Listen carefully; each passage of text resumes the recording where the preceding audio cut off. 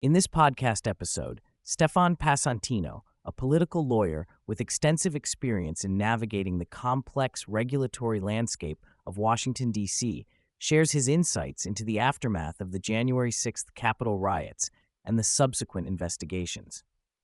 Having served as Deputy White House Counsel under President Trump, Passantino transitioned to representing various witnesses called before the January 6th committee. Passantino's role as a lawyer was primarily to ensure that his clients understood their rights and obligations while navigating the treacherous waters of congressional investigations. He emphasizes the importance of legal representation, especially for those who may be intimidated by the process. His experiences highlight the challenges faced by individuals caught in the crosshairs of political investigations, particularly when the stakes are as high as they were during the January 6th hearings. The January 6th committee was established to investigate the events surrounding the Capitol riots, but Passantino argues that its operations were not purely legislative. He contends that the committee's actions resembled a law enforcement operation rather than a fact-finding mission aimed at crafting legislation. This perspective raises critical questions about the legitimacy of the committee's methods and the motivations behind its inquiries. Passantino points out that the committee's approach involved a broad net of subpoenas, targeting not only high-profile figures, but also low-level staffers and campaign workers. This tactic, he argues, was designed to create a narrative that could be used politically, rather than to uncover the truth about what transpired on January 6th. The sheer scale of the investigation, he notes, was unprecedented and reminiscent of historical periods of political persecution, raising alarms about the potential for abuse of power. As the vice chair of the January 6th committee, Liz Cheney played a pivotal role in shaping the narrative surrounding the events of that day. Passantino alleges that Cheney engaged in unethical behavior, including communicating with witnesses he represented without his knowledge. This breach of legal ethics, he argues, undermines the integrity of the committee's proceedings and raises serious questions about Cheney's motivations. Passantino's claims are supported by evidence he has gathered, including text messages and testimony that suggest a coordinated effort to manipulate witness testimony. He asserts that Cheney's actions were not merely partisan, but indicative of a broader strategy to discredit those associated with Trump. This perspective paints Cheney as a central figure in a campaign to undermine the legal rights of individuals who dared to represent Trump or his associates. The fallout from the January 6th investigations has had a chilling effect on legal representation for individuals associated with Trump. Passantino discusses how the environment has become increasingly hostile for lawyers willing to represent clients in politically charged cases. He highlights the fear among attorneys that they could face professional repercussions, including disbarment, for their associations with Trump or for defending individuals accused of wrongdoing. This atmosphere of fear, according to Passantino, is detrimental to the legal profession and undermines the fundamental principle of effective legal representation.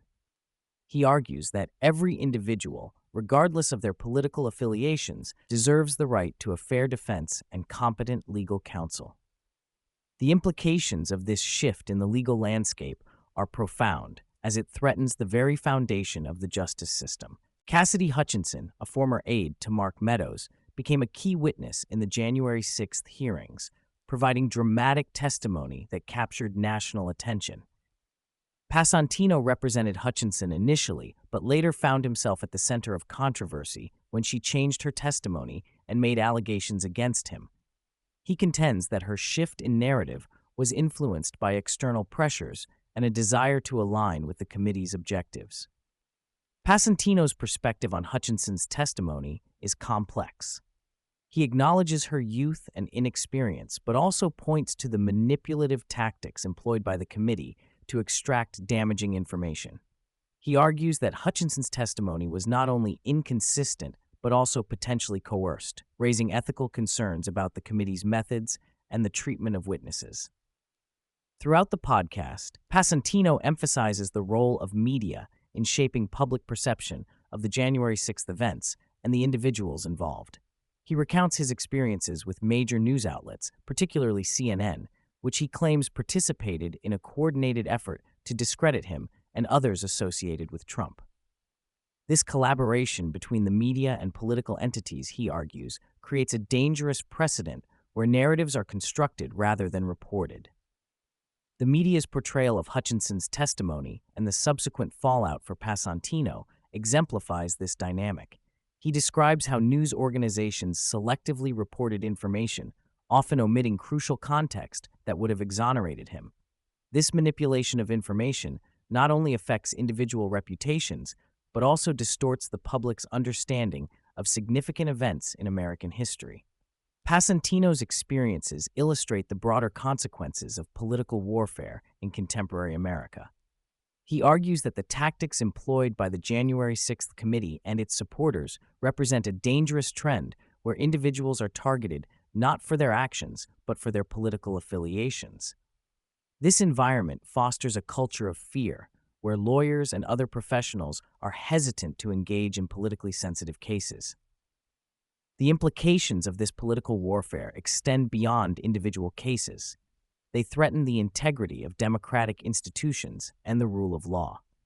Passantino warns that if this trend continues, it could lead to a situation where only certain viewpoints are represented in the legal system, undermining the foundational principles of justice and equality.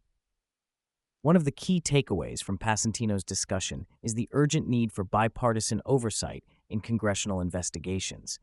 He argues that the January 6th Committee's lack of bipartisan representation compromised its legitimacy and effectiveness. By excluding voices from both sides of the political spectrum, the committee created an environment ripe for manipulation and bias. Passantino's call for bipartisan oversight reflects a broader concern about the erosion of trust in governmental institutions. He believes that restoring faith in these institutions requires a commitment to transparency and accountability, ensuring that all voices are heard and that investigations are conducted fairly and impartially. As Passantino reflects on his experiences, he expresses a commitment to fighting back against the systemic issues he has encountered. He emphasizes the importance of standing up for the rights of individuals facing political persecution and advocating for a legal environment where all voices can be heard. His mission is to ensure that the legal profession remains a bastion of justice, free from the influence of political agendas. The future of legal representation, according to Passantino, hinges on the ability of lawyers to operate without fear of retribution. He believes that by raising awareness of the challenges faced by attorneys representing politically unpopular clients, he can contribute to a more equitable legal landscape. This commitment to justice and fairness is a central theme in his narrative, underscoring the need for reform in the legal profession.